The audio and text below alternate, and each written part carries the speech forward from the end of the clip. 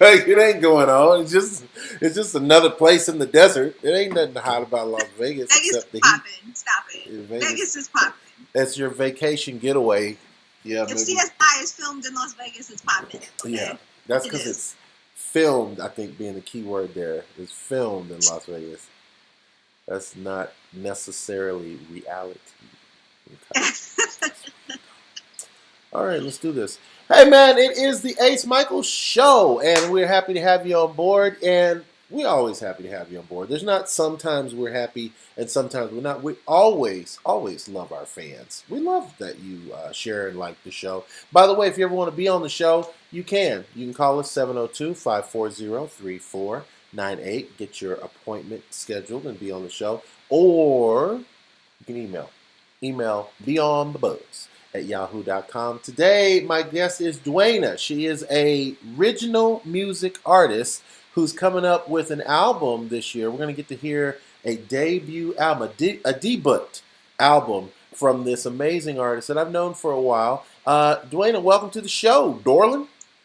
Hi, how are you? Thanks for having me. And let me just attest to the people who are watching, there's nothing wrong with your screen. She's that good looking.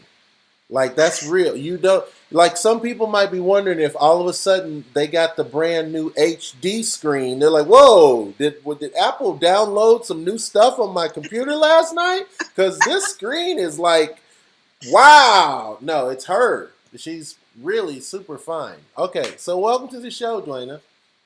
Thank you. So the clearly first question that everybody wants to know is, who are you? You're obviously a recording artist. Yes.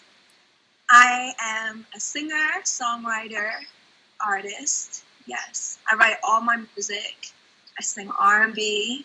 I'm also into hip-hop as well. And yeah, I'm coming out with a new album in October entitled Live for Your Love, Die for Your Love, which will be available on iTunes, Spotify, and other media outlets near you. So, I like that name. Get it. Go get off your couch and go now. Get in line right now. It's going to be like a Star Wars situation, people. You're going to want to be in line a month in advance. Trust me on that. So I like the name. Live for your love, die for your love. Correct. Wow. It sounds kind of like a James Bond movie. Like, this fall, live for your love, die for your love. Da-da-da-da! It's a cool name. I like it.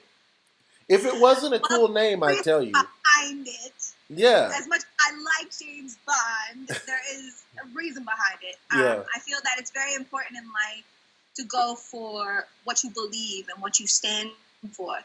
And so when I was writing this album, Live for Your Love, Die for Your Love, it means live for your purpose or die trying. In the process of trying to accomplish whatever you want to accomplish.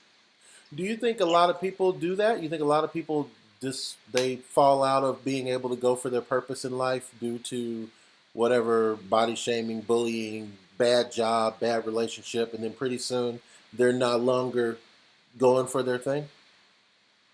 I think that the reality is life is a journey. It's a situation where a lot of things can happen and can take you off path. You can't really listen to what other people have to say in regards to what they think about your goals or your dreams, because most of the time when people they say things, it's because in their mind maybe it doesn't make sense to them. But you know, you have to know what you stand for, and you have to pay attention to what's going on in your lane. You can't be concentrating on the next person right next to you. You have to be concentrating on the things that you need to do for yourself. That's the only way you're going to get ahead. No doubt. Yeah. Now, tell us a little bit about the time span that it took to create this album, because it seems like to me the first album could take forever, because you've been writing the songs, you've been submitting, you've been trying to get the record deal. which is a long process, right? So how long did it actually take you to get this album ready for us to hear? Well, if you really want to know, well, I went to Berklee College of Music. I pulled a John Mayer. I was in and then out. And then I thought to myself, Wait a minute. Is that a John Mayer? Is that what that's called? I thought that was just called dropping out of school or getting out. I'm the type of Wow. person that when I am in school or in a situation, I'm always thinking, okay, great, I'm in school. Now, what am I doing after school? When I was in high school, I was already thinking, okay, what am I going to do when I'm in college? Okay, and when I'm in college, I'm thinking about, okay, what am I doing in regards to, outside of college? You know what? I think I'm gonna pull a John Mayer on some of my cell phone bills. I think I'm gonna pull a John Mayer on those. Yeah, I'm about that house note. Yeah, I'm a John Mayer on them. So that's what's up with that. So my thought was to, okay, let me go out to LA. Let me put together a product and then shop it. Bad idea. So when I went out to LA, of course, I had the pleasure of meeting you. That's what started the whole downfall right there. You can just no. rip that chapter out. Just don't even. Yeah, right. Not at all. But there is, when you are doing something for the first time, you're trying to figure out a lot of things, not just in the artistic sense, but as well as the business sense. But as a creative, as an artist, there's many things to take into consideration, whether you want to be a voice for the people or you want to be a voice for the industry, whether you want to compromise, whether you want to be for what you know will sell, or you want to be honest and speak and stand for what you believe. Mm-hmm. I made a choice that I would rather be a voice for the people rather than the industry. There's fake news and there's real news. And I believe social media is a perfect example. For example, Trump can say something and it could distract us from what is actually going on. Mm-hmm. A situation where social media, a lot of people, they live vicariously through other people. They put out, let's say, a picture or a photo. And a lot of people, they like to live through that photo because maybe they don't like their life. Right.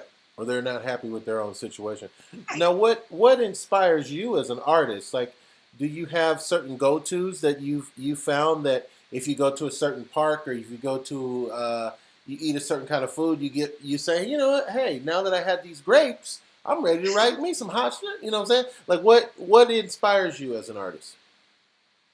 I think love for humanity. That is my biggest reason for why I do music. I love music, and it's something that comes naturally to me.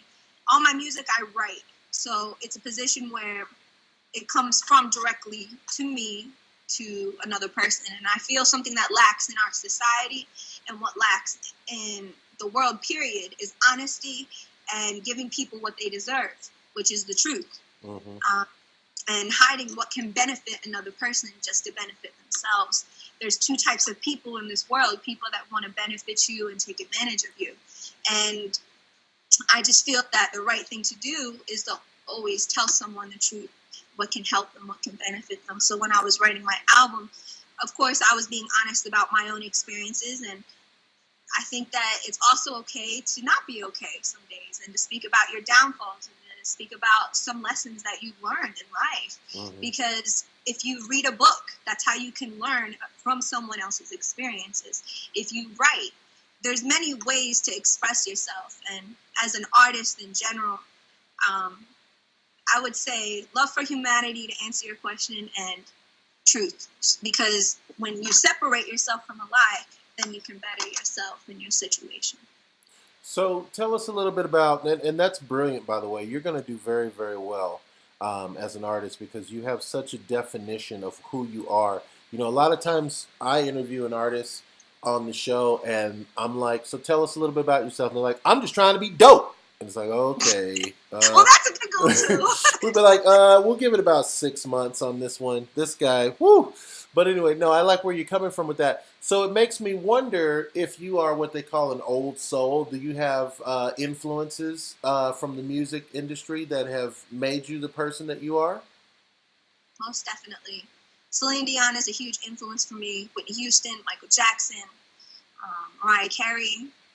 Most definitely. I grew up listening to strong, powerful, legendary voices. I'm 26 years old currently, so I'd say a good 20 years ago, that's when, Thriller was really popping, and Mariah Carey, which still, of course, is popping. Right. But Celine Dion is my absolute. Wow. She's my favorite. Wow. I used Titanic in the middle of my living room all the time.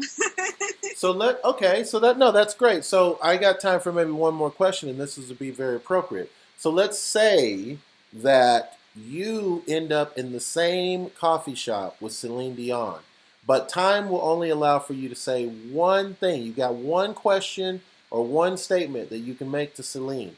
What do you say? I wouldn't want to try to be on some fan type of, because, everybody takes things, they look at you differently. But right. I would say thank you. That's what I would say. And there you have it. No doubt. And Dwaina, we in advance are going to say thank you to you. I know a great album is coming out. We're looking forward to it. Live for love. Live for your love and die for you. Live for your love and die for your love. I love it very much. It's great. If people want to contact you, how do they reach you on the social media world? Well, I have a fan page on Facebook called Dwaina. I also have a Twitter called I Am Dwaina, and I also have a Instagram called I Am Dwaina. I see. Hit me up on Twitter, hit me up on Instagram, hit me up on Facebook. I see a very consistent pattern there. I Am Dwaina. I love it. Hey, man, it's been Dwaina on the show today, and it's Ace Micheals. And you know what I say at the end of every show. Live the life you love. Love the life you live. And I mean it still. Thank you.